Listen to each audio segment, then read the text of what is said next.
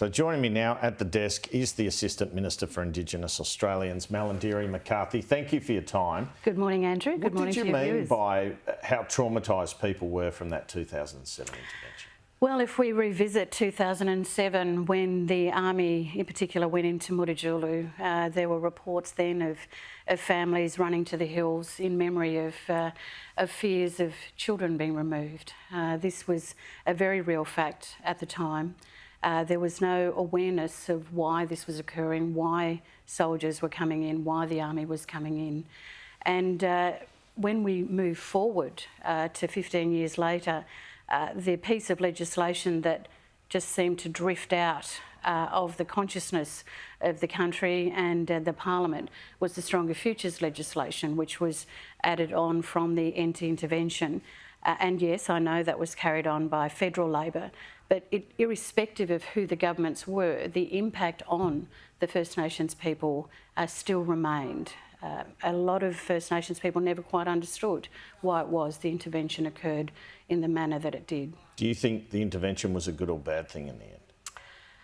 There were many things we learned from that, Andrew, and it's an important question. We learned that financially there was no issue. There was such significant amount of funds placed into the Northern Territory, funds that went into providing hotel accommodation for those moving from Canberra in terms of the bureaucracy, the rolling out of police stations in terms of some of the, well, they were not exactly established houses, but they were like the, not caravans, but the sheds that you use that were turned into accommodation. So you could see that when the federal government knew it could move, it did move, and I think that was the disappointing aspect of it. You could see that if things could happen quickly, it did with the intervention, but it was happening in the wrong way. All right, well, Tony Abbott and John Howard said in The Australian yesterday that the Northern Territory is a failed state. You're a former Northern Territory minister. In fact, you were a Child Protection Minister for a year. What do you make of their comments? Well, I reflect back on the fact that John Howard was Prime Minister for 10 years and he had the ability to really move and progress things forward for First Nations people, and I do think the intervention showed that, and even Alexander Downer said it, that it was an error in judgment post when they lost the election in 2007, that the intervention in the Northern Territory was done simply because they could. So that wasn't a good enough reason. You know, if there was going to be such overwhelming funding going into the Territory and such focus on the Territory, we'll do it with First Nations people, because they could have had a much better outcome. Do you accept there are more problems with child sexual abuse in the Northern Territory than the general population? I think the latest Australian Institute of Health and Welfare data had 95.5 per 1,000 compared to New South Wales was about 23. Why haven't Northern Territory governments been able to get on top of this problem? Well, we've had a Royal Commission into child sex abuse right across the country, Andrew, and clearly all of that showed the systemic abuse for children right across the country. The Northern Territory is not in isolation to that. We've certainly been trying to deal with it as a country in terms of rising above that, but also with healing and from the trauma of people's experiences, both black and white, in institutions right across the country. How could a voice to Parliament address the issue of child sexual abuse in Aboriginal communities in the Northern Territory? Well, the voice to Parliament, if successful, you know, next weekend, and hopefully this time next week we'll have a fair idea of what Australian people think in terms of the voice. If it is successful, then of course First Nations people would have that voice directly to the Parliament and the Executive on matters that impact them, and they would then decide what other things that are the priorities. I know that Minister Linda Burney has spoken about health, education, housing and employment, and we know that in terms of safety, that's a consistent issue whether or not the voice is successful or not. We know that safety of all Australians is paramount. You also spoke in that clip about it being the grand final on Saturday for Aboriginal people.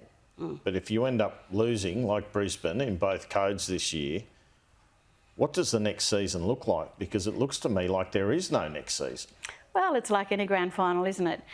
You dust yourself off and you get back up the next day and you keep moving forward. And I have no doubt for First Nations people that We've had massive disappointments over many, many decades and many centuries. But we're still here, Andrew, and we'll continue to still be here, and we'll still continue to be pursuing the best that we can for the best of our people. Is there a plan B from the Prime Minister and the government, though, in terms of extra funding or some other body that can assist, you know, because it does have a bit of an all or nothing feel at the moment? Look, we are so focused on Saturday, Andrew, and it is, like I said, it is like a grand final. We stay focused on that fact.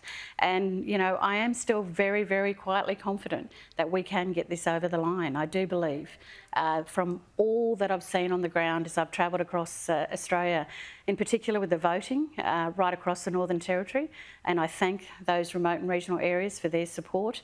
And I certainly know from my time in Melbourne, and I'll be back there again this week, and even here in Sydney, I am deeply humbled by the support that we are getting on the ground. How many people do you imagine being on the Voice Advisory Body, and would they be chosen or elected? Well, here's the thing, if we are successful, and I know the Prime Minister made this announcement at the Uniting Church a few weeks ago when they launched their support for Yes, and he said that he reached out to Peter Dutton. If we are successful, we'd like to set up, obviously, a joint parliamentary committee to go out to all the communities and work out how this will look and take that back to the Parliament. And I think that's an important next step if we are successful. Do you concede that's a difficulty if people hear you say, well, we'll work on that later? Not at all. We'll just get the concept up. Not at all. I mean, if you look at previous referendums, Andrew, you know, if we look at taxation, if we look at defence, it's the principal question that's being put to Australians, asking, do you think this is the direction we should go? It was the same with taxation, the same with the Defence Force. No one needs to know what the Parliament determines about, you know, how many soldiers should there be, how many clothes, what are the colour of their clothes. That is determined by the legislation that goes in the Parliament. It's the same thing here, Andrew. It's not an unusual position to be in. There was a newspaper report this morning, News Corp newspapers of no polling suggest, obviously from the No campaign, saying 57% of Aboriginal Australians support the Voice as opposed to the 80% figure the government's been quoting. Where does the 80% figure come from? Well, what I say now certainly is that when we put the pamphlet together, we knew we had 80%. This was polling done midway through this year.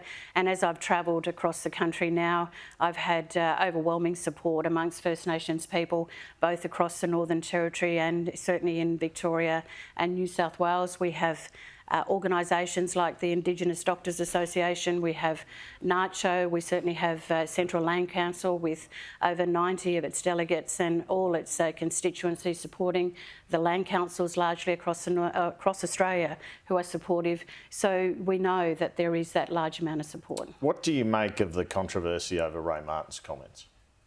Oh, look, I think that Ray, who's been around for decades in this space and certainly on the Reconciliation Australia movement and has been very involved with First Nations people in his journalism career, I think that his comments, I think, were taken from a particular point of view. He made a specific focus on the No campaign's use of the word, if you don't know, vote no, and he pointed that out particularly. It's certainly not the language I would use, but, you know, Ray has his reasons, and I think he articulated that very well. Just finally, Jacinta Price is someone you would have known for some time. Sure. She seems Still to, no. She seems indeed, but you have known her for some time. She seems to have been a pretty critical pillar of the No campaign. What do you make of the role she's played and how potent it's been? What do you think motivates her so much against a Voice? Look, Senator Nampijinpa Price speaks from her own experiences and her own values and feelings, and I think what it does is shows Australians that not all First Nations people think the same, and I certainly firmly disagree on many of the comments that Senator Price has made in regards to the trauma that First Nations people feel and the impact of colonisation. I certainly come at it from a different lived experience. And I do believe I reflect that as my constituents as well, who point that out to me. So, you know, it's we are here in a democracy. Senator Price is able to speak in a manner that she does. I speak the way that I do. We do that peacefully, and I do that respectfully, and we let the Australian people decide. Malarndirri McCarthy, Assistant Minister for Indigenous Australians. Thanks so much for your time this morning. Thank you.